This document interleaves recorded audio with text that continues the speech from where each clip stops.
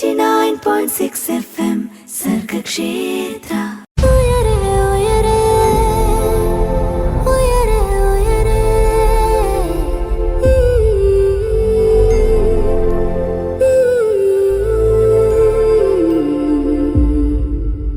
Sargakshetra 89.6 FM ഉയരെയാണ്. പറക്കാൻ കൊതിക്കുന്നവർക്ക് ചിറകായി ഉയരെ. കൂടെ ജോ ആണുള്ളത്. ഇന്നത്തെ നമ്മുടെ ഉയരയുടെ ടോപ്പിക് അല്ലെങ്കിൽ സബ്ജക്ട് എന്ന് പറയുന്നത് GIST, geographic information science and technology. നമ്മുടെ ടെക്നോളജി വളർന്നുകൊണ്ടേ ഇരിക്കുകയാണ്.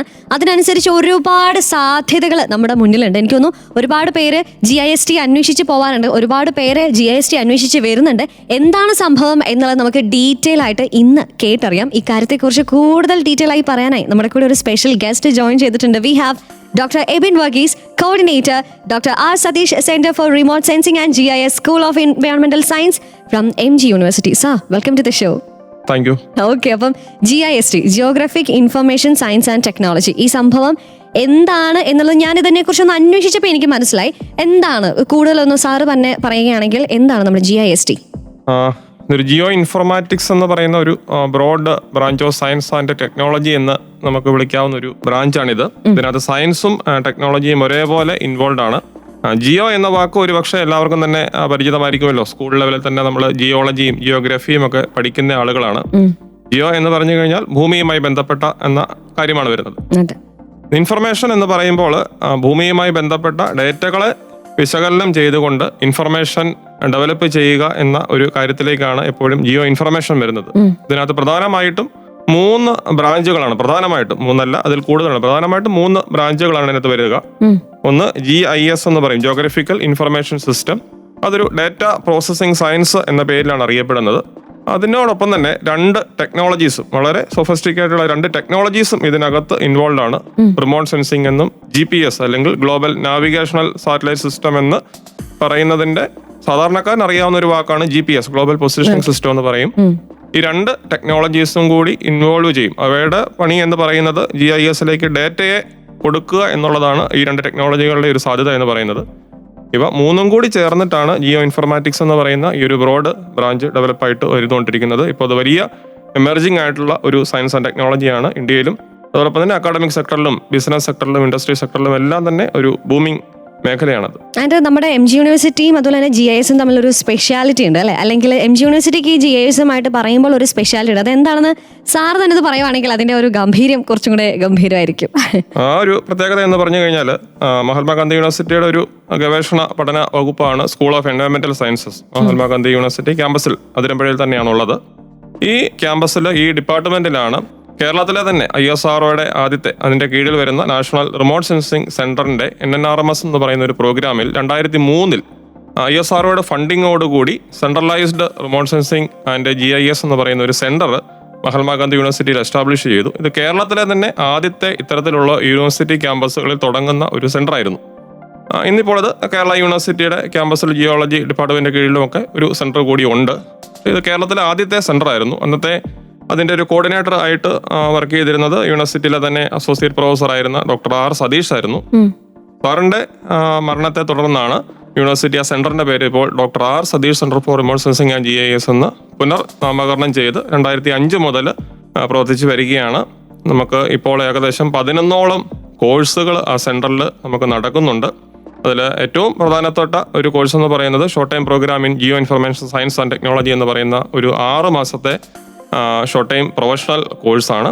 സെയിം അതിന്റെ ISROയുടെ കൂടി ചേർന്ന NNRMSന്റെ പ്രോഗ്രാമിൽ അന്ന് തന്നെ വന്ന മൊഡ്യൂളിൽ നമുക്ക് ചില മോഡിഫിക്കേഷൻസ് ഒക്കെ കാലാനുഗതമായിട്ട് നടത്തിക്കൊണ്ട് പോകുന്നു. 40ാമത്തെ ബാച്ച് ഇപ്പോൾ എല്ലാം നടന്നു പോയിക്കൊണ്ടിരിക്കുകയാണ്.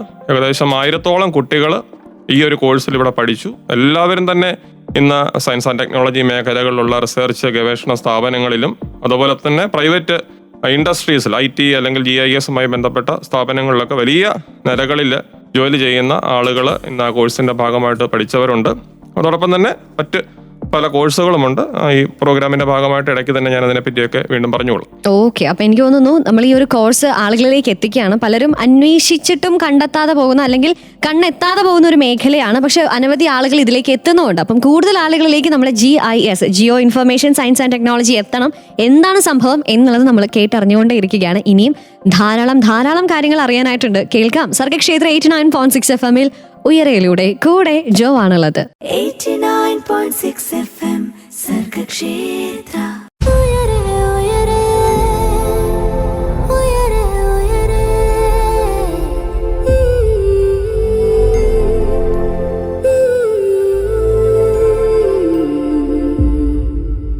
Jio information science and technology എന്നൊരു കോഴ്സിനെ കുറിച്ച് അല്ലെങ്കിൽ ഈ ഒരു മേഖലയെ കുറിച്ചാണ് നമ്മൾ ഇന്നത്തെ ഉയരയിലൂടെ കേട്ടുകൊണ്ടിരിക്കുന്നത്. So welcome to Uyare on Sargakshetra 89.6 FM. പറക്കാൻ കൊതിക്കുന്നവർക്ക് ചിറകായി ഉയരെ. കൂടെ ജോ ആണുള്ളത്. നമ്മുടെ കൂടെ ഇന്നുള്ള special guest doctor Ebin Varghese, coordinator doctor R. Satheesh, centre for remote sensing and GIS, school of എൻവയോൺമെന്റൽ sciences from MG university. Sir, നമ്മൾ ജിയോ ഇൻഫർമേഷൻ സയൻസ് ആൻഡ് ടെക്നോളജിയെ കുറിച്ച് കേട്ടുകൊണ്ടിരിക്കുകയാണ്. ഇതിനെക്കുറിച്ച് അന്വേഷിക്കുമ്പോൾ നമുക്ക് മെയിൻലി കാണാനായിട്ട് പറ്റുന്ന ഒരു സംഭവമാണ് മാപ്പിംഗ് എന്നുള്ള ഒരു പ്രോസസ്സ്. സോ മാപ്പിംഗ് പോലെ എന്തൊക്കെയാണ് GIS ചെയ്യുന്നത് എന്നുള്ളതൊന്ന് വ്യക്തമാക്കാവോ? GISന്റെ ഒരു അൾട്ടിമേറ്റ് ഔട്ട്പുട്ട് എന്ന് പറയുന്നത് എപ്പോഴും മാപ്പുകളായിരിക്കും. മാപ്പുകളുടെ പ്രത്യേകത അല്ലെങ്കിൽ മാപ്പുകൾ എന്ന് പറയുന്നത് അതിന്റെ പ്രത്യേകത മനുഷ്യന്റെ ചരിത്രത്തോളം തന്നെ പ്രാധാന്യമുള്ളതാണ്. നമ്മൾ ഈ സയൻസും ടെക്നോളജിയും സോഫ്റ്റ്വെയറും ഒക്കെ വരുന്നതിന്റെ കാലഘട്ടങ്ങൾക്ക് മുമ്പ് തന്നെ മനുഷ്യൻ നൊവാഡിക്കായിട്ട് നടക്കുന്ന കാലഘട്ടത്തിൽ തന്നെ അവന്റെ റൂട്ടുകളും കാര്യങ്ങളും ഒക്കെ മാർക്ക് ചെയ്തിരുന്ന ഗുഹകളിലും ഒക്കെ അല്ലെ, സീസൺസും അവൻ യാത്ര ചെയ്യുന്ന സ്ഥലങ്ങളിലും ഒക്കെ പണ്ട് തൊട്ടേ അത് വരച്ചു വെക്കുന്ന ഒരു ശീലം മനുഷ്യന്റെ സംസ്കാരത്തിനുണ്ട്. ആ ഒരു സംസ്കാരത്തിന്റെ തുടർച്ച എന്ന വണ്ണമാണ് കാലഘട്ടം പുരോഗമിക്കുകയും കാലഘട്ടത്തിൽ സയൻസും ടെക്നോളജിയൊക്കെ കടന്നു വന്നപ്പോൾ നമ്മൾ ഈ ഒരു പ്രത്യേകത തിരിച്ചറിഞ്ഞുകൊണ്ട് വന്നത്. ഇപ്പോൾ ഈ അടുത്ത് ഇടയ്ക്ക് നടന്നു തന്ന ഇലക്ഷനുകളിലൊക്കെ തന്നെയാണെങ്കിലും നമ്മൾ ഒരു ഇലക്ഷന്റെ റിസൾട്ടുകൾ ഇത്രയും അധികം പഞ്ചായത്തുകളിലോ മുനിസിപ്പാലിറ്റികളിലോ ഒക്കെ റിസൾട്ട് എല്ലാം കൂടി പറയുമ്പോൾ അല്ലെ, ഒരു പക്ഷേ രാഷ്ട്രീയത്തെ പറ്റിയൊന്നും വലിയ പരിജ്ഞാനമില്ലാത്ത ആളുകൾക്കൊക്കെ ചിലപ്പോൾ അല്ലേ എന്താണ്, ആരാണ് ജയിക്കുന്നത്, ആരാണ് തോൽക്കുന്നത് പെട്ടെന്ന് ഒരു പക്ഷേ പെട്ടെന്ന് മനസ്സിലാവില്ല. പക്ഷെ പിറ്റേന്ന് വരുന്ന പല ദിനപ്രവർത്തനങ്ങളിലും TV-കളിലും ഒക്കെ ചില മാപ്പുകൾ അവർ കാണിച്ചു അല്ലെ, ചില കളർ പാറ്റേണുകൾ കൊണ്ട് ചില മാപ്പുകൾ കാണിച്ചപ്പോൾ പഴയ ട്രെൻഡ് എന്താണ്, ഇപ്പോഴത്തെ ട്രെൻഡ് എന്താണ്, ഇത്തരം കാര്യങ്ങളിലേക്ക് വരുമ്പോൾ നമുക്ക് ചില അല്ലെ ഒരു ഇൻഫറൻസ് എന്ന് പറയും അല്ലെ, അതിനെ നമ്മൾ ഉള്ളിൽ നിന്ന് പറഞ്ഞ ഇൻഫറൻസ് എന്ന് പറയും. ആ ഇൻഫറൻസ് ഉണ്ടാക്കുകയാണ് ഇത്തരം ഒരു മാപ്പിംഗ് അതിന്റെ പ്രത്യേകത എന്ന് പറയുന്നത്. അതൊരു ഒരു ടേബിൾ ആയിട്ട് കൊടുത്താലോ ഒരു ഗ്രാഫ് ആയിട്ട് കൊടുത്താലോ ഒക്കെ നമുക്ക് ചിലപ്പോൾ ചില കാര്യങ്ങൾ മനസ്സിലാക്കുന്നതിന് ഉപരിയായിട്ട് ഒരു മാപ്പ് കാണുമ്പോഴുള്ള ഒരു വ്യത്യാസമുണ്ട്. അത് തന്നെയാണ് GISന്റെ പ്രാധാന്യം എന്ന് പറയുന്നത്. GIS ഇന്ന് നമ്മുടെ ജീവിതത്തിലുടനീളം എല്ലാ സാധാരണക്കാരന്റെയും ജീവിതത്തിൽ നമ്മൾ അറിഞ്ഞോ അറിയാതെ നമ്മൾ ഈ സംഗതി ഉപയോഗിക്കുന്നുണ്ട്. ഇപ്പൊ നമ്മളെ സമൂഹത്തിലെ ഏറ്റവും സാധാരണക്കാരന് ഇടപെടുന്ന ഒരു തൊഴിൽ മേഖലയാണല്ലോ മഹാത്മാഗാന്ധി തൊഴിലുറപ്പ് പദ്ധതി എന്ന് പറയുന്നത്. ഈ തൊഴിലുറപ്പ് പദ്ധതിയിൽ പങ്കെടുക്കുന്ന ആളുകളോട് ചോദിച്ചാൽ തന്നെ അറിയാം, അവര് എല്ലാ ദിവസവും രാവിലെ തൊഴിലിന് ഇറങ്ങുമ്പോഴും ഉച്ച സമയത്ത് വീണ്ടും തൊഴിലിൽ കയറുമ്പോഴും വൈകുന്നേരം തൊഴിൽ കഴിഞ്ഞ് ഇറങ്ങുമ്പോഴും ഒക്കെ അവരൊരു ആപ്പിലൂടെ അവരുടെ അറ്റൻഡൻസ് രേഖപ്പെടുത്താറുണ്ട്. അതൊരിക്കലും അവരുടെ വീട്ടിലിരുന്നോ വേറെ ഏതെങ്കിലും സ്ഥലത്ത് നിന്നോ ഒന്നും ചെയ്യാൻ പറ്റില്ല. ജിയോ MGNREG എന്നാണ് ആപ്പിന്റെ പേര് തന്നെ.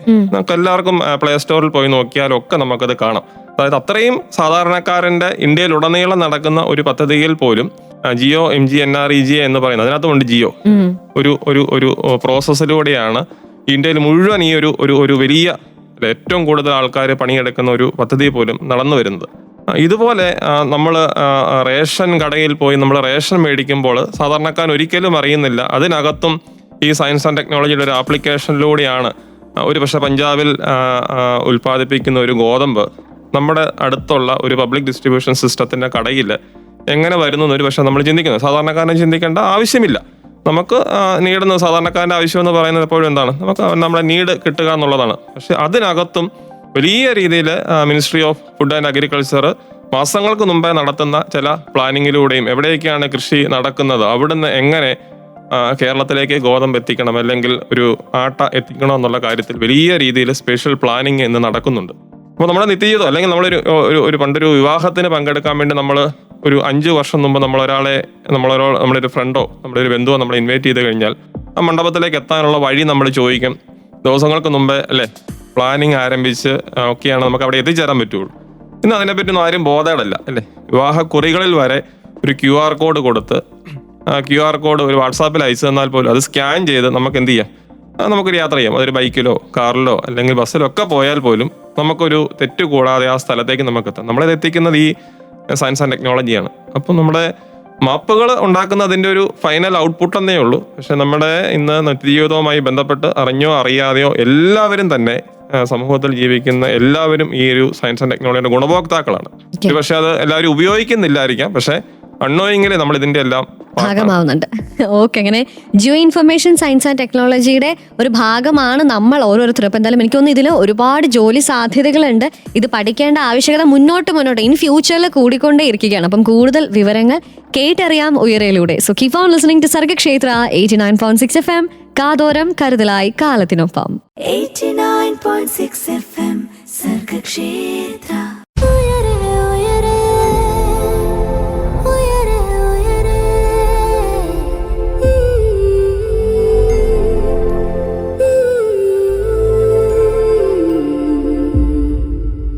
നമ്മുടെ ഡെയിലി ലൈഫിൽ മാപ്പിംഗ് എത്രമാത്രം ഇമ്പോർട്ടൻ്റ് ആണ്, അല്ലെങ്കിൽ നമ്മൾ എങ്ങനെയാണ് മാപ്പിങ്ങിനെ ഉപയോഗിക്കുന്നത് എന്നുള്ളത് നമ്മൾ കേട്ടറിഞ്ഞു. നമ്മൾ പോലും അറിയാതെ നമ്മുടെ ലൈഫിൽ ഈ geo information science and technology വന്ന് ഭവിച്ചത് നമ്മളത് ഇപ്പോഴാണ് മനസ്സിലാക്കുന്നത്. അപ്പം ഇതിന് എന്തൊക്കെയാണ് ഇമ്പോർട്ടൻ്റ് ആയിട്ടുള്ളത്, അല്ലെങ്കിൽ എന്താണ് geo information science and technology, അവ മുന്നോട്ട് വയ്ക്കുന്ന ആശയം എന്താണ്, അല്ലെങ്കിൽ എന്തൊക്കെ കരിയർ പാത്വേസ് ആണ്, എന്തൊക്കെ ജോലി സാധ്യതകളാണുള്ളത്, ഇൻ ഫ്യൂച്ചറിൽ എന്തൊക്കെ മാറ്റങ്ങളാണ് ഇതിലൂടെ സംഭവിക്കാനായിട്ട് പോകുന്നത് തുടങ്ങിയ കാര്യങ്ങളൊക്കെ ഇപ്പോൾ നമ്മുടെ മനസ്സിലൂടെയൊക്കെ ഇങ്ങനെ കടന്നു പോയിട്ടുണ്ടായിരിക്കും ഈ ചോദ്യങ്ങളെല്ലാം. അപ്പം ഈ ചോദ്യങ്ങൾക്കെല്ലാം, നമ്മുടെ സംശയങ്ങൾക്കെല്ലാം ഉത്തരം നൽകാനായി നമ്മുടെ കൂടെ ഒരു സ്പെഷ്യൽ ഗസ്റ്റ് ഉണ്ട്.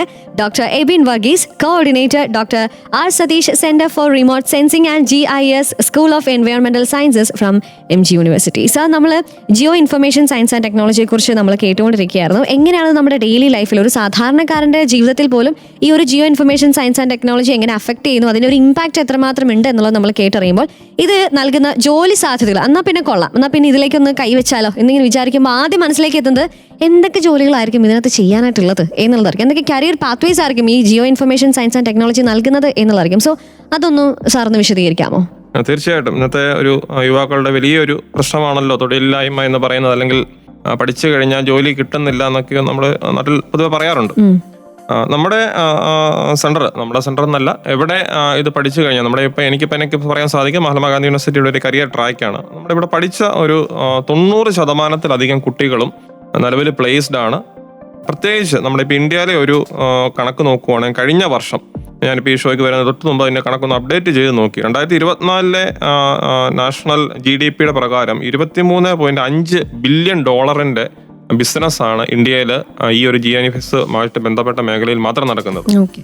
നമ്മൾ പൊതുവെ ഒരു ഗവൺമെന്റ് ജോലിയാണ് നമ്മുടെ ലക്ഷ്യമെങ്കിൽ ഇത് ഈ ഒരു കോഴ്സ് കൊണ്ട് നമ്മൾ നേരെ ഒരു സർക്കാരിൻ്റെ എംപ്ലോയ്മെന്റ് ലിസ്റ്റിൽപ്പെട്ട അല്ലെങ്കിൽ PSC നോട്ടിഫൈ ചെയ്യുന്ന പോസ്റ്റുകളിൽ വളരെ വിരലിലെണ്ണാവുന്ന പോസ്റ്റുകൾ മാത്രമേ ഒരു പക്ഷേ ഈ ഒരു കോഴ്സ് പഠിച്ചു കഴിഞ്ഞാൽ നമുക്ക് ഉണ്ടാവുകയുള്ളൂ. നമ്മുടെ ലക്ഷ്യം അതാണ് എങ്കിൽ നമ്മൾ അല്പം കൂടിയൊക്കെ റിസർച്ച് ഡെവലപ്മെന്റ്, അതിൽ അവസരങ്ങളില്ല എന്നല്ല ഞാൻ പറഞ്ഞത്, റിസർച്ചിലൊക്കെ കോൺസെൻട്രേറ്റ് ചെയ്ത് ഉപരിപഠനമൊക്കെ നടത്തുകയാണെങ്കിൽ ഗവേഷണ സ്ഥാപനങ്ങളിൽ സയന്റിസ്റ്റ് പോസ്റ്റ് അടക്കമുള്ള പ്രധാനമായിട്ടും കേരളത്തിൽ ഇപ്പോൾ നോക്കുവാണെങ്കിൽ കേരള ലാൻഡ് യൂസ് ബോർഡ് ഉണ്ട്, അല്ലെങ്കിൽ KSREC, Kerala state environment and remote sensing centre എന്ന് പറയുന്ന സെന്റർ ഉണ്ട്, അല്ലെങ്കിൽ CWRDM എന്ന് KFRI അടക്കമുള്ള പ്രധാനപ്പെട്ട ഗവേഷണ സ്ഥാപനങ്ങളിലെല്ലാം തന്നെ ഈ GIS റിമോട്ട് സെൻസിങ്ങുമായി ബന്ധപ്പെട്ട ഡിവിഷനുകളുണ്ട്. അവിടെയെല്ലാം വരുന്ന സയന്റിഫിക് പോസ്റ്റുകളിലാണ് ഗവൺമെന്റ് മേഖലയിൽ ഇതിന് സാധ്യതയുള്ളത്.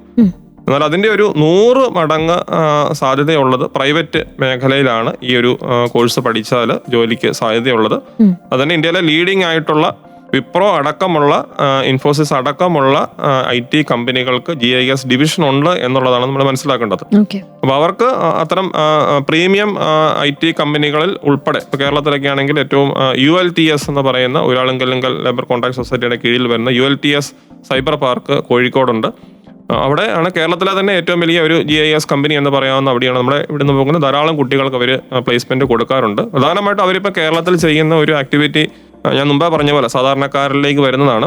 ഇന്റഗ്രേറ്റഡ് മാനേജ്മെന്റ് സിസ്റ്റം എന്ന് പറയുന്ന IMS എന്ന് പറയുന്ന ഒരു പ്ലാറ്റ്ഫോം അവരെല്ലാ കോർപ്പറേഷൻ, മുനിസിപ്പാലിറ്റി, പഞ്ചായത്തുകളിലും അത് ഇന്റഗ്രേറ്റ് ചെയ്തുകൊണ്ടിരിക്കുക. അത് ഡ്രോൺ മാപ്പിങ്ങിലൂടെ നമ്മുടെ എല്ലാം പ്രദേശത്തിന്റെ വളരെ ഡീറ്റെയിൽ ആയിട്ടുള്ള മാപ്പുകൾ ചെയ്ത് പ്രത്യേകിച്ച് കെട്ടിടങ്ങളുടെ മുഴുവൻ എണ്ണം പഞ്ചായത്ത്, മുനിസിപ്പാലിറ്റി, കോർപ്പറേഷൻ, LSGD ഡിപ്പാർട്ട്മെന്റിന് കൈമാറി നമ്മളൊക്കെ കൊടുക്കുന്ന നികുതി അടക്കമുള്ള കാര്യങ്ങൾ പരിഷ്കരിക്കുകയും നികുതി ഘടന കൃത്യമായിട്ട് വന്നുകൊണ്ട് പഞ്ചായത്തിന് അല്ലെങ്കിൽ മുനിസിപ്പാലിറ്റിക്ക് അല്ലെങ്കിൽ കോർപ്പറേഷനുകൾക്ക് അവരുടെ ഭരണം കുറച്ചുകൂടി ഈസി ആക്കുന്ന തരത്തിലേക്കുള്ള ഒരു മാപ്പിംഗ് പ്രോസസ്സ്, അത് ഡ്രോൺ ഉപയോഗിച്ചുകൊണ്ടാണ് അത് ചെയ്യുന്നത്. ആ ഒരു പ്രോസസ്സ് കേരളത്തിൽ പ്രധാനമായിട്ടും ചെയ്യുന്ന ഈ ഒരു കമ്പനി എന്ന് പറയുന്നത് ULTS കോഴിക്കോട് ആസ്ഥാനമായിട്ടുള്ളതാണ്. ധാരാളം കുട്ടികൾക്ക് അവർക്ക് ധാരാളം റിക്വയർമെന്റ് ഓരോ ട്രൈമന്തിലും വരികയും നമ്മൾ ഇവിടുന്ന് ധാരാളം കുട്ടികളെയൊക്കെ അങ്ങോട്ടൊക്കെ റെഫർ ചെയ്ത് വിടാനൊക്കെ സാധിക്കാറുണ്ട്. അതോടൊപ്പം തന്നെ ഞാൻ പറഞ്ഞു, മൾട്ടിനാഷണൽ കമ്പനികൾ അടക്കമുള്ള ധാരാളം കമ്പനികളിൽ നമുക്കൊരു ജോലി ഒരു ബുദ്ധിമുട്ട് അല്ലാത്ത വിധം ജോലിക്ക് ഇന്ന് സാധ്യതയുണ്ട്. കാരണം സ്കിൽഡ് ആയിട്ടുള്ള ആൾക്കാരെ എപ്പോഴും സമൂഹത്തിന് ആവശ്യമുണ്ട്. നമ്മളൊരു അർദ്ധ അറിവോട് കൂടിയോ അല്ലെങ്കിൽ എന്താണ് പറയുന്നത്, ആത്മജ്ഞാനം കൊണ്ട് നടക്കുമ്പോഴാണ് പലപ്പോഴും ജോലി നമുക്കൊരു കീറാമുട്ടിയായിട്ട് വരിക. നമ്മൾ അടക്കമുള്ള സ്ഥാപനങ്ങളിൽ കൊടുക്കുന്ന പ്രൊഫഷണൽ കോഴ്സുകൾ അതിനെ പ്രൊഫഷണലിസത്തോടു കൂടി നമ്മൾ അതിനെ കാണുക എന്നുള്ളതാണ്. ആ ഒരു സെൻസിൽ നമ്മളതിനെ പഠിച്ച്, അല്ലാതെ ഒരു സർട്ടിഫിക്കറ്റ് കരസ്ഥമാക്കാൻ വേണ്ടി ഒരു കോഴ്സ് പഠിച്ച് അത് നമ്മൾ ഫയലിൽ വെക്കുന്നത് കൊണ്ട് ഇനിയുള്ള കാലം വലിയ ഗുണമുണ്ടാകുന്ന ഒരു കാലഘട്ടമല്ല. കഴിവ് ആർക്കുണ്ടോ അവരെ തേടി വരാൻ ആൾക്കാരും ഉള്ള ഒരു സാമ്പത്തിക സാമൂഹ്യ വ്യവസ്ഥിതിയിലാണ് നമ്മൾ ജീവിക്കുന്നതും. നമ്മൾ രാജ്യത്തിന്റെ ചില പ്രത്യേകതകൾ കൊണ്ട് അതിന് സാധ്യതകളുണ്ട് താനും. അപ്പം ഇത് പഠിച്ചവർക്കാർക്കും ജോലി ഒരു ബുദ്ധിമുട്ട് ഒരിക്കലും ആവില്ല. ധാരാളം മേഖലകളിൽ നമുക്ക് ജോലി കിട്ടാനുണ്ട്. പഠിക്കുമ്പോൾ കൃത്യമായിട്ട് പഠിക്കുക. ഇപ്പൊ സാർ പറഞ്ഞാൽ അല്പജ്ഞാനം കൊണ്ട് മുന്നോട്ട് പോവാതിരിക്കുക. അപ്പൊ എന്തായാലും ഇന്ന് ഉയരയിലൂടെ നമ്മൾ GISനെ കുറിച്ച് അല്പജ്ഞാനമല്ല, നമ്മൾ കഴിവതും എന്തൊക്കെ കാര്യങ്ങൾ അറിയാനായിട്ട് പറ്റുമോ അതൊക്കെ നമ്മൾ ഇന്ന് സാറിലൂടെ നമ്മൾ കേട്ടറിയുന്നതായിരിക്കും. പാട്ടുകൾക്ക് ശേഷം മറ്റു കാര്യങ്ങൾ കേട്ടറിയാം. So keep on listening to Sargakshetra 89.6 FM. കൂടെ ജോ ആണുള്ളത്. 89.6 FM സർഗക്ഷേത്ര.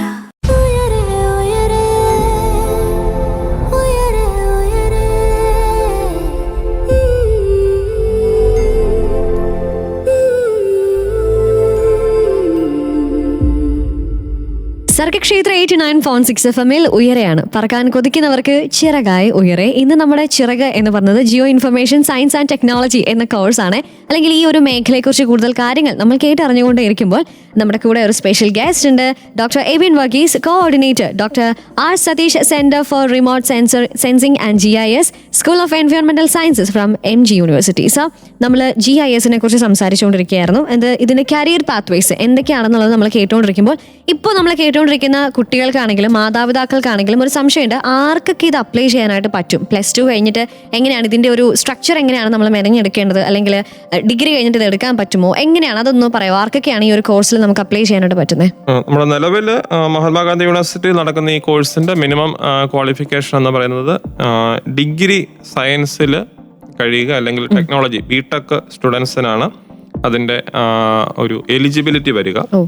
കുറഞ്ഞത് പോസ്റ്റ് ഗ്രാജുവേഷൻ കഴിഞ്ഞ ധാരാളം കുട്ടികൾ നമ്മളവിടെ പഠിക്കാറുണ്ട്. പോസ്റ്റ് ഗ്രാജുവേഷനിലേക്ക് വരുമ്പോൾ നമ്മൾ ഈ സയൻസ് എന്നുള്ള കാര്യത്തിൽ അത്ര നിർബന്ധം നമ്മൾ പറയാറില്ല. ഉദാഹരണം പറഞ്ഞാൽ MA സോഷ്യോളജി കഴിഞ്ഞ ആളുകൾ ഇപ്പം നമുക്കവിടെ കോഴ്സിൽ ചെയ്യുന്നുണ്ട്. അല്ലെങ്കിൽ MA ആന്ത്രോപോളജി കഴിഞ്ഞ ആളുകൾ, മനുഷ്യ ശാസ്ത്രവുമായി ബന്ധപ്പെട്ടും അല്ലെങ്കിൽ സോഷ്യൽ ജസ്റ്റിസുമായി ബന്ധപ്പെട്ടും ഒക്കെ നമുക്ക് ഈ ടൂള് ഇന്ന് വലിയ രീതിയിൽ നമുക്ക് ഉപയോഗിക്കാൻ പറ്റും. അപ്പോൾ ഒരു സാധാരണ ഒരു എക്സാമ്പിൾ പറഞ്ഞാൽ ഇപ്പം വുമൺ ക്രൈം മാപ്പിംഗ്, അത് സ്ത്രീകൾക്ക് നേരെ നടക്കുന്ന അതിക്രമങ്ങൾ ഏത് മേഖലയിൽ കൂടുതൽ നടക്കുന്നു എന്ന് നമുക്ക് ഈ സ്പെഷ്യൽ സിസ്റ്റം വെച്ച് അനലൈസ് ചെയ്യാൻ പറ്റും. അതുമായി ബന്ധപ്പെട്ട സ്ത്രീകളുമായി ബന്ധപ്പെട്ട NGOs ഒക്കെ അതിനകത്ത് വർക്ക് ചെയ്യുകയും അത് പോലീസ് ഡിപ്പാർട്ട്മെന്റിലേക്ക് നമുക്ക് വേണമെങ്കിൽ ഇൻഫർമേഷൻ കൊടുത്ത് രാത്രി കാലങ്ങളിൽ എവിടെ കൂടുതൽ സുരക്ഷ ഒഴിക്കണം, എവിടെ പട്രോളിംഗ് കൊടുക്കണം, എവിടെ പിങ്ക് പോലീസിന്റെ സാന്നിധ്യം ഉണ്ടായിരിക്കണം, ഇത്തരം ചില കാര്യങ്ങളിലേക്ക് വരെ പോലീസ് ഡിപ്പാർട്ട്മെന്റും അല്ലെങ്കിൽ അത്തരം NGOസും ഒക്കെ അതിനകത്ത് വർക്ക് ചെയ്യുന്നുണ്ട്. അപ്പം അത്രയും സബ്ജക്റ്റിൽ നിന്ന് ബാക്ക്ഗ്രൗണ്ടിൽ നിന്ന് വരുന്ന ആളുകൾക്കും ഈ ഒരു സയൻസ് കോഴ്സ് പഠിക്കാവുന്നതാണ്. നമുക്ക് MG യൂണിവേഴ്സിറ്റിയിൽ ഇതുമായി ബന്ധപ്പെട്ട നേരിട്ടുള്ള MSc ജിയോ ഇൻഫർമാറ്റിക്സ് പ്രോഗ്രാംസ് നമുക്ക് ഇവിടെ ഇല്ല. അതിന് പകരം MSc അപ്ലൈഡ് ജിയോളജി കോഴ്സ് ഉണ്ട്, അല്ലെങ്കിൽ MSc എൻവയോൺമെന്റൽ science and management, MSc disaster management. ഈ 3 കോഴ്സുകളാണ് സ്കൂൾ ഓഫ് എൻവയോൺമെന്റൽ സയൻസിൽ ഓഫർ ചെയ്യുന്ന PG പ്രോഗ്രാംസ്. ഈ 3 PG പ്രോഗ്രാം ഭാഗമായിട്ട് ഈ കോഴ്സുകൾ അവിടെ പഠിപ്പിക്കാറുണ്ട്. അതുമായി ബന്ധപ്പെട്ട പ്രാക്ടിക്കൽസും ഒക്കെ നടത്താറുണ്ട്. അതിലും കുറച്ചും കൂടി ഒരു സ്പെഷ്യലൈസേഷന്റെ ഭാഗമായിട്ടാണ് ഈ 6 മാസ കോഴ്സ് നമ്മൾ അവിടെ ഓഫർ ചെയ്യുന്നത്. അപ്പം ഡിഗ്രി സയൻസ് ടെക്നോളജി കഴിഞ്ഞ കുട്ടികളോ അല്ലെങ്കിൽ PG ഇതുമായി ബന്ധപ്പെട്ട സാമൂഹ്യ ശാസ്ത്രവുമായി ബന്ധപ്പെട്ട കോഴ്സുകളോ സയൻസിൽ പഠിച്ച കുട്ടികൾക്കോ ഇത് ചെയ്യാവുന്നതാണ്. അതേസമയം നിങ്ങളുടെ ലക്ഷ്യം എന്ന് പറയുന്നത് ഒരു PG പ്രോഗ്രാം ആണെങ്കിൽ PG ഇതുമായി ബന്ധപ്പെട്ട് ഓഫർ ചെയ്യുന്ന 4 യൂണിവേഴ്സിറ്റികൾ കേരളത്തിലുണ്ട്.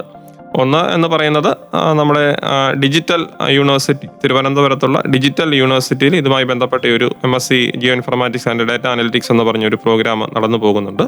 അതുപോലെ തന്നെ നമ്മുടെ എറണാകുളത്തുള്ള Kerala university fisheries and ocean science, KUFOS എന്നറിയപ്പെടുന്ന യൂണിവേഴ്സിറ്റിയിൽ അതിൻ്റെ കോഴ്സുണ്ട്. കണ്ണൂർ യൂണിവേഴ്സിറ്റിയിൽ ഒരു കോളേജിൽ ഉള്ളതായിട്ട് നമ്മൾ മനസ്സിലാക്കുന്നു. കേരളത്തിൽ അങ്ങനെ 3-4 സ്ഥലത്താണ് PG പ്രോഗ്രാമുകളുള്ളത്. ഗ്രാജുവേഷൻ ലെവലിൽ അങ്ങനെ ഒരിടത്തും തന്നെ ഇതിന്റെ ഒരു കോഴ്സുകൾ നിലവിൽ കേരളത്തിൽ അവൈലബിൾ അല്ല. കേരളത്തിന്റെ പുറത്തേക്ക് പോയാലും ധാരാളം സ്ഥാപനങ്ങൾ.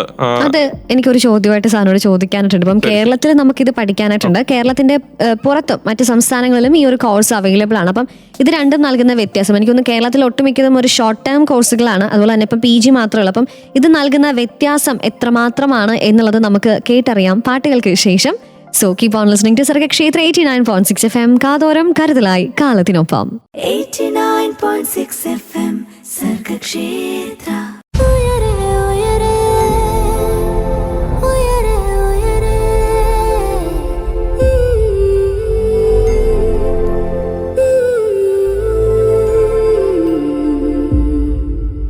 ഉയരയിൽ നമ്മുടെ കൂടെ ഇന്നുള്ള special guest doctor Ebin Varghese, coordinator of doctor R. Satheesh centre for remote sensing and GIS, school of എൻവയോൺമെന്റൽ സയൻസസ് ഫ്രം MG യൂണിവേഴ്സിറ്റി. നമ്മൾ ഇന്ന് സംസാരിച്ചുകൊണ്ടിരിക്കുന്നത്, കേട്ടുകൊണ്ടിരിക്കുന്നത്, അറിഞ്ഞുകൊണ്ടിരിക്കുന്നത് geographic information science and technology എന്ന മേഖലയെക്കുറിച്ചാണ്.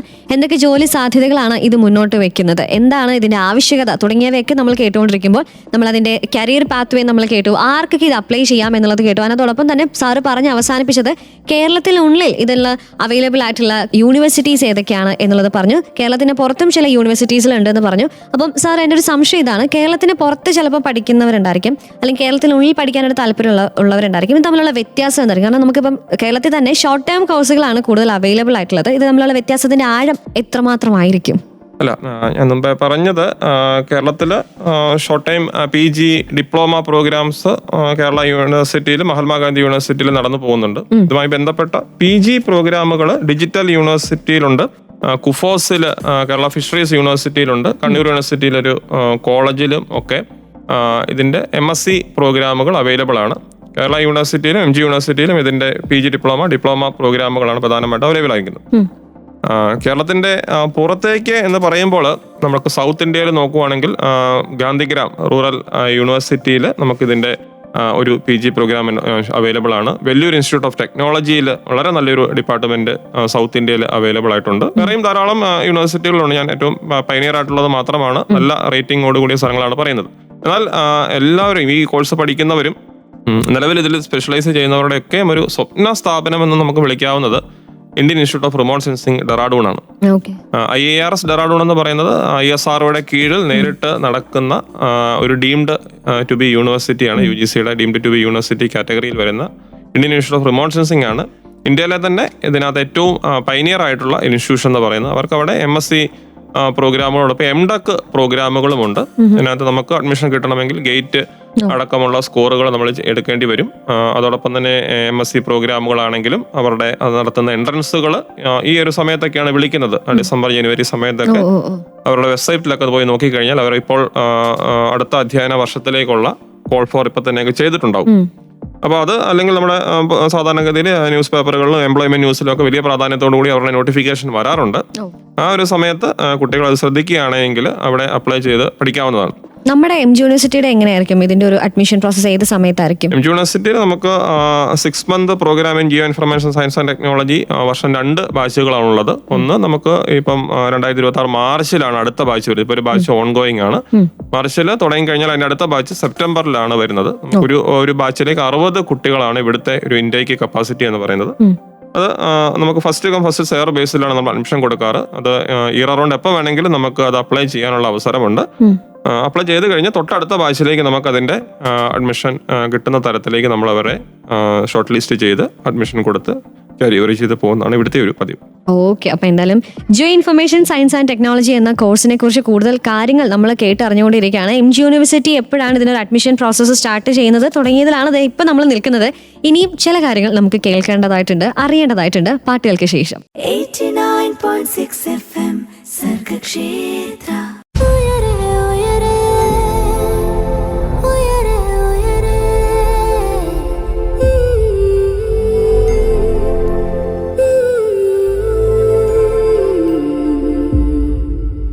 സർഗക്ഷേത്ര 89.6 FM-ൽ ഉയരെയാണ്. പറക്കാൻ കൊതിക്കുന്നവർക്ക് ചിറകായി ഉയരെ. പലർക്കും പലരുടെയും ആഗ്രഹങ്ങൾ വ്യത്യസ്തമായിരിക്കും. ഭൂമിയുമായിട്ട് ബന്ധപ്പെട്ട അല്ലെങ്കിൽ ഒരു ഭൂമി എൻത്യൂസിയാസ്റ്റിക് ആണ് നിങ്ങൾ എങ്കിൽ, അല്ലെങ്കിൽ ഒരു സയൻസ് ആയിട്ട് ബന്ധപ്പെട്ട ടെക്നോളജിയുമായിട്ട് ബന്ധപ്പെട്ട ഒരു ജോലി വേണം എനിക്ക്, അതിൻ്റെ ഒരു പുതിയ പുതിയ മേഖലയിലൂടെ എനിക്ക് കടന്നു പോകണം എന്ന് ആഗ്രഹിക്കുന്നവരാണ് നിങ്ങളെങ്കിൽ നിങ്ങൾക്ക് പറ്റുന്ന ഒരു കോഴ്സാണ് geo information science and technology. നമുക്ക് എത്രമാത്രം അത് ഉപകാരപ്രദമാണ്, എന്താണ് ഈ കോഴ്സ് തുടങ്ങിയതാണ് നമ്മൾ ഇന്ന് ഉയരയിലൂടെ കേട്ടുകൊണ്ടിരിക്കുന്നത്.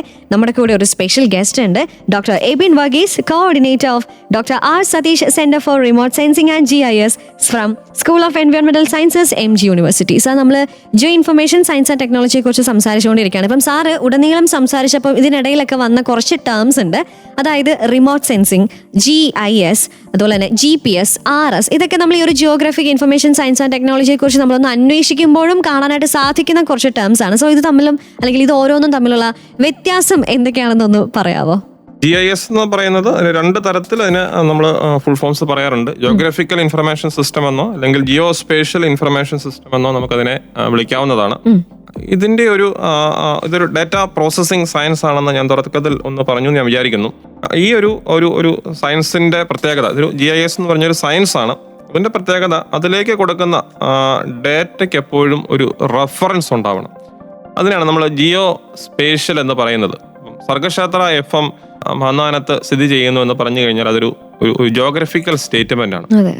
എന്നാൽ അത് ജിയോ സ്പേഷ്യൽ സ്റ്റേറ്റ്മെന്റ് അല്ല.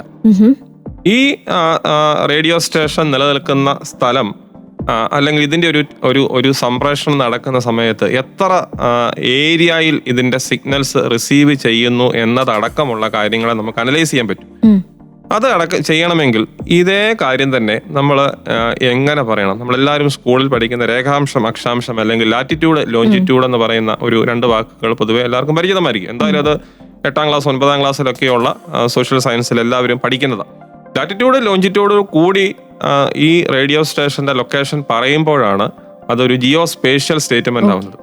അപ്പം സർഗക്ഷേത്ര FM-ന്റെ ലൊക്കേഷൻ നമുക്ക് GIS-ൽ പ്ലോട്ട് ചെയ്യണമെങ്കിൽ ഈ സ്ഥാപനം നിലനിൽക്കുന്ന സ്ഥലത്തിന്റെ രേഖാംശവും അക്ഷാംശവും ലാറ്റിറ്റ്യൂഡും ലോഞ്ചിറ്റ്യൂഡും വെച്ചുകൊണ്ട് നമുക്ക് GIS-ലേക്ക് ഈ സ്ഥലത്തിന്റെ ഒരു അനാലിസിസ് ചെയ്യണമെങ്കിൽ നമുക്ക് അതിനെ കൊണ്ടുപോകാം. അതാണ് GIS എന്ന് പറയുന്നത്. അപ്പൊ ഇതിലേക്ക് കൊടുക്കുന്ന എല്ലാ ഡേറ്റകൾക്കും എന്ത് വേണം? ലാറ്റിറ്റ്യൂഡ് ലോഞ്ചിറ്റ്യൂഡ് കൂടിയ എന്ത് കാര്യത്തെയും, അതാണ് ഞാൻ മുമ്പേ പറഞ്ഞത്, ഒരു തൊഴിലുറപ്പിൽ പ്രവർത്തിക്കുന്ന ഒരു തൊഴിലാളി ഒരു ഫീൽഡിൽ നിൽക്കുമ്പോൾ, അവനൊരു ജോലിക്ക് പോയി നിൽക്കുമ്പോൾ, അവർ നിൽക്കുന്ന സ്ഥലത്തിന്റെ ലാറ്റിറ്റ്യൂഡും ലോഞ്ചിറ്റ്യൂഡുമാണ് ആ സെർവറിലേക്ക് പോകുകയും സർക്കാരിന്റെ സംവിധാനങ്ങൾ അത് അനലൈസ് ചെയ്യുകയും ചെയ്യുന്നത്. അപ്പോൾ ഈ തരത്തിൽ എങ്ങനെ നമുക്ക് ഒരാൾ നിൽക്കുന്നു, എനിക്ക് എങ്ങനെ സർഗക്ഷേത്ര FM-ന്റെ ലാറ്റിറ്റ്യൂഡ് ലോഞ്ചിറ്റ്യൂഡ് കിട്ടും? വെറുതെ അത് കിട്ടില്ലല്ലോ. അതിന് നമ്മളെ സഹായിക്കുന്ന ടെക്നോളജിയാണ് GNSS എന്ന് പറയും, ഗ്ലോബൽ നാവിഗേഷണൽ സാറ്റലൈറ്റ് സിസ്റ്റം. പൊതുവെ ഈ ഒരു വാക്ക് എല്ലാവർക്കും അത്ര പരിചിതമായിരിക്കത്തില്ല. കോമൺ ആയിട്ട് എല്ലാവരും ഉപയോഗിക്കുന്ന ഒരു വാക്കെന്ന് പറയുന്നത് GPS എന്ന് പറയും, ഗ്ലോബൽ പൊസിഷനിങ് സിസ്റ്റം. ഒരു 10 വർഷം മുമ്പ് GNSS-ഉം GPS-ഉം രണ്ടും ഒന്നായിരുന്നു. കാരണം ലോകത്തിലാകെയുള്ള ഗ്ലോബൽ നാവിഗേഷണൽ സാറ്റലൈറ്റ് സിസ്റ്റം എന്ന് പറയുന്നത് GPS ആയിരുന്നു. അതുകൊണ്ട് GPS എന്ന് പറയുന്നതിൽ തെറ്റില്ലായിരുന്നു. എന്നാൽ ഇന്ന് അതല്ല സ്ഥിതിവിശേഷം. ലോകത്തിൽ പല രാജ്യങ്ങൾക്കും GPS എന്ന് പറയുന്ന സംവിധാനം അമേരിക്കയുടെയാണ്, യുണൈറ്റഡ് സ്റ്റേറ്റ്സ് ഓഫ് അമേരിക്കയുടെ നാസയുടെ ഒരു പൊസിഷനിങ് സിസ്റ്റമാണ് GPS എന്ന് പറയുന്നത്. ഇന്ന് അതല്ല. റഷ്യക്ക് ഗ്ലോണസ് എന്ന് പറയുന്ന ഒരു സംവിധാനമുണ്ട്. യൂറോപ്യൻ സ്പേസ് ഏജൻസി എന്ന് പറയുന്ന യൂറോപ്യൻ യൂണിയന്റെ കീഴിൽ വരുന്ന സ്പേസ് ഏജൻസിക്ക് ഗലീലിയോ എന്ന് പറയുന്ന ഒരു സംവിധാനമുണ്ട്. ഇന്ത്യക്ക് ISROയ്ക്ക് ഇപ്പം ഗ്ലോബൽ കവറേജിലേക്ക് നമ്മൾ വന്നിട്ടില്ല. ഇപ്പൊ IRNSS എന്ന് പറയുന്നത് Indian region navigational satellite system എന്ന് പറയുന്ന ഒരു നാവിഗേഷൻ സിസ്റ്റം നമുക്കും ലാറ്റിറ്റ്യൂഡും ലോഞ്ചിറ്റ്യൂഡും കിട്ടാൻ വേണ്ടിയുള്ള സംവിധാനമുണ്ട്. പേര് സൂചിപ്പിക്കുന്ന പോലെ റീജിയണൽ നാവിഗേഷണൽ സാറ്റലൈറ്റ് സിസ്റ്റമാണ്, ഗ്ലോബൽ അല്ലത്. എന്നാൽ ഇന്ത്യ അതിലേക്ക് കടക്കുകയാണ്. 2026-27 വർഷങ്ങളോടുകൂടി ഇന്ത്യക്കും ഒരു GPS വരികയാണ്. അല്ലെങ്കിൽ ഇന്ത്യക്കും ISROയ്ക്കും ഒരു നാവിക്ക് എന്ന് പറയുന്ന ഒരു ഗ്ലോബൽ പൊസിഷനിങ് സിസ്റ്റത്തിലേക്ക് ഇന്ത്യ രാജ്യവും കടക്കാൻ വേണ്ടി പോവുകയാണ്. അതോടുകൂടി ഒരു പക്ഷേ നമുക്ക് GPS ഇന്ത്യൻ ഉള്ള ജീവിക്കുന്ന സിറ്റിസൺസിന് ഒരു പക്ഷേ GPS എന്ന് പറയുന്ന ഒരു പഴങ്കഥയായിട്ട് മാറാനുള്ള സാധ്യതയുണ്ട്. നമുക്ക് നമ്മുടേതായ രാജ്യത്തിൻ്റെതായ സംവിധാനം വരുമ്പോൾ നമുക്ക് നമ്മുടെ ഫോണുകളിലും വാഹനങ്ങളിലും ഒക്കെ GPS ട്രാക്ക് ചെയ്ത് അല്ലേ, ഗൂഗിൾ മാപ്പ് സർവീസൊക്കെ എല്ലാവരും ഉപയോഗിക്കുന്നവരാണ്. ആ ഒരു സംവിധാനത്തിലേക്ക് നമുക്ക് മാറാൻ വേണ്ടി പറ്റും. അല്പം കൂടി കൃത്യതയാർന്ന വിവരങ്ങൾ കാര്യങ്ങൾ ഓൾറെഡി അത് ഈ IRNSSന്റെ സംവിധാനം നമ്മുടെ ഡിഫൻസ് പർപ്പസുകൾക്കെല്ലാം തന്നെ അത് ഉപയോഗിക്കാറുണ്ട്. നമ്മൾ ഇന്ത്യയിൽ നിർമ്മിക്കുന്നത് DRDO അടക്കമുള്ള സ്ഥാപനങ്ങൾ നിർമ്മിക്കുന്ന അവരുടെ വെപ്പൺസിലായാലും ഇന്ത്യയിലെ ഫൈറ്റർ ജെറ്റുകളിലും ഒക്കെ തന്നെ നിലവിൽ ഈ ഒരു സംവിധാനം അവർ ഫോളോ ചെയ്ത് പോകുന്നത്. അത് മറ്റു രാജ്യങ്ങളിലെ നാവിഗേഷൻ സാറ്റലൈറ്റ് സിസ്റ്റംസ് ഉപയോഗിക്കുന്നതിനകത്ത് ചില പ്രശ്നങ്ങൾ വരാമല്ലോ അല്ലേ. അത് അവർക്ക് എപ്പോൾ വേണമെങ്കിലും കൺട്രോൾ ചെയ്യാനോ നമ്മുടെ സംവിധാനത്തൊക്കെ കൺട്രോൾ ചെയ്യാനുള്ള പ്രശ്നങ്ങളുണ്ട്. അപ്പോൾ അത് ഒഴിവാക്കാൻ വേണ്ടി ഡിഫൻസ് സിസ്റ്റത്തിലെല്ലാം തന്നെ ഓൾറെഡി നമ്മുടെ ISROയുടെ സംവിധാനത്തിലേക്ക് മാറിക്കഴിഞ്ഞു. സിവിലിയൻസിന് നമ്മളെ പോലെ സാധാരണക്കാർക്കുള്ള സംവിധാനം താമസിയാതെ തന്നെ രാജ്യത്ത് നിലവിൽ വരും. ഓക്കെ, അപ്പൊ നമ്മളിപ്പം GPS എന്താണെന്നുള്ളത് ഇപ്പം റിമോട്ട് സെൻസിങ് അതിലേക്ക് പോവാണെങ്കിൽ എന്തായിരിക്കും? റിമോട്ട് സെൻസിങ് എന്ന് പറയുമ്പോൾ പലപ്പോഴും നമുക്ക് റിമോട്ട് കൺട്രോൾ എന്ന് പറയുന്ന കാര്യം നമുക്ക് എല്ലാവർക്കും പരിചിതമാണ്. TV-ക്കും AC-ക്കും ഒക്കെ നമ്മൾ റിമോട്ട് കൺട്രോൾസ് ഉണ്ട് അല്ലേ. വിദൂരത്തിൽ ഇരുന്നു കൊണ്ട് നമുക്കൊരു സംവിധാനത്തെ കൺട്രോൾ ചെയ്യാനുള്ള സംവിധാനമാണ് റിമോട്ട് കൺട്രോൾ. റിമോട്ട് സെൻസിങ് എന്ന് പറയുമ്പോൾ വിദൂരത്തിലുള്ള വസ്തുക്കളെ നമുക്ക് അതുമായി ഒരു ഫിസിക്കൽ കോണ്ടാക്റ്റിൽ വരാതെ മനസ്സിലാക്കാൻ പറ്റുന്ന എന്ത് സംവിധാനത്തെ റിമോട്ട് സെൻസിങ് നമുക്ക് വിളിക്കാം. പ്രധാനമായിട്ടും ഈ സയൻസ് ആൻഡ് ടെക്നോളജിയിൽ നമ്മൾ സാറ്റലൈറ്റ് ബേസ്ഡ് റിമോട്ട് സെൻസിങ് ആണ് നമ്മൾ ഉപയോഗിക്കുന്നത്.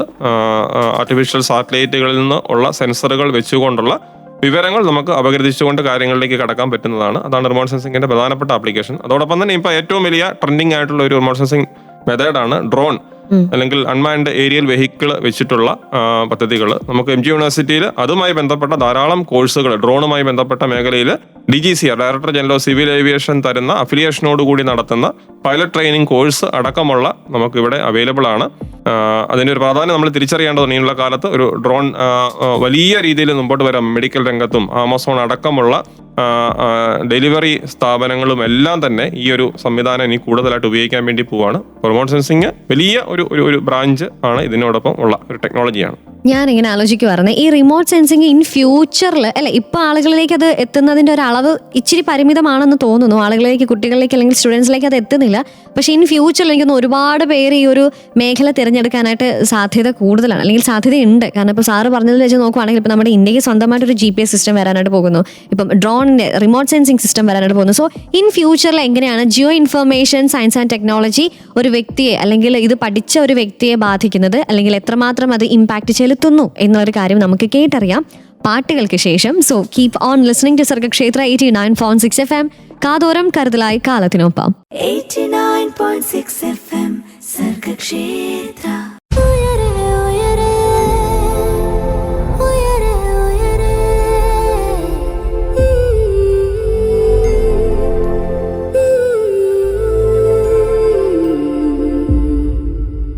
സർഗക്ഷേത്ര 89.6 FM-ൽ നമ്മുടെ കൂടെ ഇന്ന് ജോയിൻ ചെയ്തിട്ടുള്ളത് doctor Ebin Varghese, coordinator of doctor R. Satheesh centre for remote sensing and GIS from school of എൻവയോൺമെന്റൽ സയൻസസ് MG യൂണിവേഴ്സിറ്റി. സാർ, നമ്മളിന്ന് geo information science and technology എന്നൊരു മേഖലയെക്കുറിച്ച് നമ്മൾ സംസാരിച്ചുകൊണ്ടേ ഇരിക്കുകയാണ്.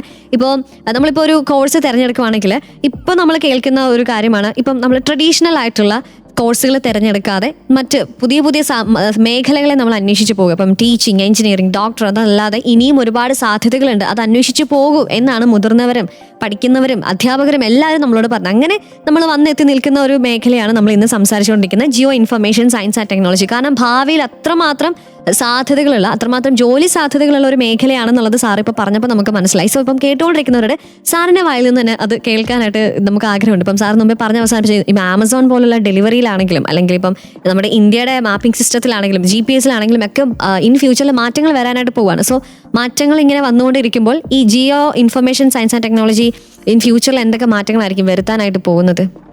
Jio information science and technology future എന്നല്ല, ഇപ്പോൾ തന്നെ വലിയ രീതിയിൽ മാറ്റങ്ങൾക്ക് വന്നുകൊണ്ടിരിക്കുന്ന ഒരു മേഖലയാണ്.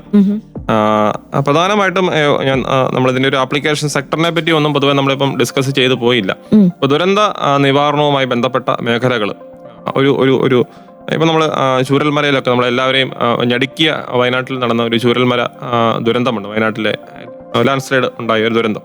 അവിടെയൊക്കെ നമ്മൾ ശ്രദ്ധിച്ചു കഴിഞ്ഞു കഴിഞ്ഞാൽ എത്രമാത്രം അതിന്റെ ഒരു തീവ്രത ഉണ്ടെന്നും അല്ലേ മനുഷ്യന്മാർക്ക് പലപ്പോഴും പല സ്ഥലങ്ങളിലേക്കും കടന്നു ചെല്ലാൻ പറ്റാത്ത അല്ലേ സ്ഥലങ്ങളൊക്കെ അന്ന് ഉണ്ടായിരുന്നു. അവിടെയൊക്കെ നമ്മൾ ഉപയോഗിച്ച ചില സാങ്കേതികത്വങ്ങൾ നമ്മൾ മനസ്സിലാക്കിയാൽ മനസ്സിലായി. ഡ്രോൺ ഉപയോഗിച്ചുകൊണ്ട് ആ വലിയ അല്ലേ അതിൻ്റെ ഒരു ഒറിജിൻ മുതൽ തുടക്കം വരെയുള്ള മാപ്പിംഗ് ചെയ്തതിൻ്റെ ഒരു ഇമ്പാക്റ്റ് നമുക്ക് അടക്കം അല്ലെ ടി വികളിലെ ചാനലുകൾ അടക്കം അവരുടെ 4K ക്യാമറ വെച്ചെടുത്ത ചില വിഷ്വൽസ് കൊണ്ടാണ് നമ്മൾ അല്ലെ ടി വിയിൽ കണ്ടപ്പോൾ പോലെ ഒരു തീവ്രത എത്രയെന്ന് മനസ്സിലാക്കിയത്. അത് കഴിഞ്ഞ് വീണ്ടും നമ്മൾ ശ്രദ്ധിച്ചാൽ മനസ്സിലാകും ചില ആളുകൾ ഭൂമിയുടെ അടിയിൽ പെട്ടിട്ടുണ്ടോ എന്ന് സംശയങ്ങൾ വന്നു അല്ലെ. ഭൂമിക്ക് അടിയിലേക്ക് പോയി കഴിഞ്ഞ കെട്ടിടങ്ങളിലോ അവശിഷ്ടങ്ങളുടെ അടിയിലോ മനുഷ്യന്റെ ജീവിതം മരിക്കാതെ കിടക്കുന്ന ആളുകളുണ്ടോ എന്ന് അല്ലെങ്കിൽ ചിലരുടെ മൃതദേഹങ്ങൾ വീണ്ടെടുക്കാനും ഒക്കെ നമ്മളന്ന് ഉപയോഗിച്ച ഒരു ടെക്നോളജി ഉണ്ട്. എല്ലാവരും ശ്രദ്ധിച്ചാൽ മനസ്സിലാവും. GPR എന്ന് പറയും, ഗ്രൗണ്ട് പെനിട്രേറ്റിംഗ് റഡാർ എന്ന് പറയും. GPR എന്ന് പറയുന്നത് ഒരു റിമോട്ട് സെൻസിങ് ഡിവൈസ് ആണ്. ഭൂമിക്കടി ഞാൻ മുമ്പ് പറഞ്ഞത് സാറ്റലൈറ്റ് വെച്ചിട്ട് ഉപരിതലത്തിലുള്ള വസ്തുക്കളുടെ ഇമേജിങ് ചെയ്യുന്നതാണ് remote sensing, satellite based remote sensing. എന്നാൽ ഇത് അതൊന്നും അതല്ല. ഭൂമിക്കടിയിലുള്ള വസ്തുക്കളെ റഡാർ സിഗ്നൽ കൊണ്ട് നമുക്ക് മാപ്പ് ചെയ്യാൻ പറ്റും. അപ്പം മനുഷ്യന്റെ അല്ലെ ജീവനെ റെസ്ക്യൂ ചെയ്യുന്ന കാര്യത്തിൽ വരെ ഈ സംവിധാനം GPR നമുക്ക് ഉപയോഗിക്കാൻ വേണ്ടി പറ്റും. അപ്പൊ അത്തരം കാര്യങ്ങൾ, അത്തരം എക്യുപ്മെന്റ്സ് ഉപയോഗിക്കാൻ അറിയാവുന്നവരുടെ എണ്ണം എന്നൊക്കെ പറയുന്നത് കേരളത്തിൽ എടുത്തു കഴിഞ്ഞാൽ 10 പേരിൽ തികയില്ല. ഈ ഒരു GPR എക്യുപ്മെന്റ് ഉപയോഗിക്കാൻ അറിയാവുന്നവർ കേരളത്തിൽ കൈവെക്കും എന്ന് പറഞ്ഞു കഴിഞ്ഞാൽ 10 പേര് കേരളത്തിൽ തികച്ചുണ്ടാവില്ല. പക്ഷെ അറിയാവുന്നവരുണ്ട്, ഇല്ലെന്നല്ല പറഞ്ഞത്. അതുപോലത്തെ സാധ്യതകൾ നമുക്ക്, ഞാൻ പറഞ്ഞത് മൃതദേഹം മാത്രം അറിയാൻ വേണ്ടി അല്ല ഇത് ഉപയോഗിക്കുന്നത്. അപ്പൊ നമുക്ക് ഭൂമിക്കടിയിലൂടെ ധാരാളം കേബിളുകൾ കടന്നു പോകുന്നുണ്ട്. ഇപ്പം KSEB അടക്കമുള്ള സംവിധാനം ഈ അണ്ടർഗ്രൗണ്ട് കേബിളിലൂടെ കറണ്ട് പോകുന്നുണ്ട്. ഇപ്പം നമുക്കൊരു സ്ഥലത്ത് ഒരു മൈനിങ് നടത്തണം അല്ലെങ്കിൽ മറ്റൊരു ട്രെഞ്ച് എടുക്കണം. ഇതിനടിയിൽ കൂടി ടെലിഫോണിന്റെ കേബിളോ അല്ലെങ്കിൽ ഇലക്ട്രിസിറ്റിയുടെ കേബിളോ വാട്ടർ അതോറിറ്റിയുടെ പൈപ്പ് ലൈനുകളോ ഒക്കെ കടന്നു പോകുന്നുണ്ട്. നമ്മളൊരു മറ്റൊരു ട്രെഞ്ച് എടുത്തു കഴിഞ്ഞാൽ ഇവയൊക്കെ ബാധിക്കുമോ? ഏതെങ്കിലും പൈപ്പ് പൊട്ടുവോ? ഇത്തരം കാര്യങ്ങൾ അനലൈസ് ചെയ്യാൻ വേണ്ടി ഇപ്പൊ നമ്മൾ നിലവിൽ എക്സ്റ്റൻസീവ് ആയിട്ട് ഭൂമിക്ക് അടിയിൽ എന്തൊക്കെ വസ്തുക്കളുണ്ട്, വലിയ കട്ടിയുള്ള കല്ലുകളുണ്ടോ, ഇത്തരം കാര്യങ്ങളൊക്കെ എടുക്കാൻ വേണ്ടി GPR ഉപയോഗിക്കാൻ വേണ്ടി. അതോടൊപ്പം തന്നെ ആർട്ടിഫിഷ്യൽ ഇന്റലിജൻസ്, നിർമ്മിത ബുദ്ധിയുമായി ബന്ധപ്പെട്ട് മെഷീൻ ലേണിംഗുമായി ബന്ധപ്പെട്ട് ധാരാളം മാറ്റം, വലിയ രീതിയിൽ പ്രോഗ്രാമിംഗും ഒക്കെയായി ബന്ധപ്പെട്ട് വലിയ രീതിയിലുള്ള മോഡലുകൾ റൺ ചെയ്യാനും ഒക്കെ നമ്മളിതിലേക്ക് കടന്നു പോയിക്കൊണ്ടിരിക്കുകയാണ്. മാറ്റങ്ങൾ വലിയ രീതിയിൽ വരുന്ന ഒരു മേഖലയാണ്. അതോടൊപ്പം തന്നെ നമ്മൾ അതിൽ എക്യുപ്ഡ് ആവുക എന്നുള്ളതാണ് അതിനകത്തൊരു പ്രാധാന്യമുള്ള കാര്യം. മിടുക്കന്മാരെ അല്ലെങ്കിൽ മിടുക്കന്മാരെന്ന് നമുക്ക് വിളിക്കാൻ പറ്റില്ല, പരിശ്രമിക്കാൻ മനസ്സുള്ള കൂടുതൽ കാര്യങ്ങൾ കഴിവ് പ്രകടിപ്പിക്കാൻ ആൾക്കാരെ നമുക്ക് ഇതിലേക്ക് ധാരാളം ആവശ്യമുണ്ട്. അവർക്ക് തൊഴിലിനൊരു ബുദ്ധിമുട്ടും ഇത് പഠിച്ചു കഴിഞ്ഞാൽ വരാൻ പോകുന്നില്ല. ഓക്കെ. അപ്പൊ എന്തായാലും നമ്മൾ geo information science and technology എന്ന കോഴ്സിനെ കുറിച്ച് കൂടുതൽ കാര്യങ്ങൾ കേട്ടറിഞ്ഞുകൊണ്ടേയിരിക്കുകയാണ്. ഇനി സർഗക്ഷേത്ര 89.6 FM കുറച്ച് പാട്ടുകളാണ്. 89.6 FM സർഗക്ഷേത്ര.